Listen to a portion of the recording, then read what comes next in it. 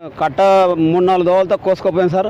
దాని మరమ్మతులు చేస్తలేరు, ఏం చేస్తలేరు. వారి అధికారులు వస్తున్నారు, ఇక్కడ చూస్తున్నారు, ఎంటకు మళ్ళీ పోతున్నారు.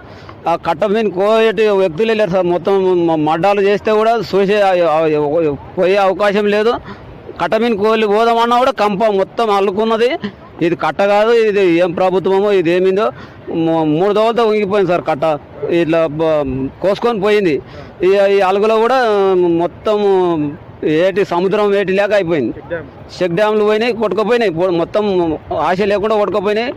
అవి నీళ్లు ఇంత కోసుకొని కట్ట వరకు వచ్చేసింది సార్. ఇది ఎన్నడు పోయేది తెలియదు, ఇది ఉన్నది తెలియదు, పోయేది తెలియదు. మాకైతే చాలా డేంజర్ ఉన్నది. ఊళ్ళకు మొత్తం 3-4 ఊళ్ళు గ్రామాలకు ఇబ్బందికరమే ఉన్నది సార్. దీని గురించి అక్కడ వచ్చేది అవకాశం లేదు. కంపున్నది సార్. పోదామంటే మొత్తం కంపనే. కట్ట మీదకి వెళ్ళి అతలికి పోయే అవకాశమే లేదు. ఆడ కాదు సార్, అంతకు ఎక్కువ కొంగిపోయి ఉన్నాయి సార్. ఇది ఒక్కటే కాదు, ఇంకా అతను చాలా కొంగిపోయి పూర్తిగా ఇట్లా ఒకటొకటి 10 ఫీట్ల ఎల్లడుపులా కోసుకొని కిందికి పోయింది. అది పట్టించుకునే నాదుడే లేడు ఇక్కడ.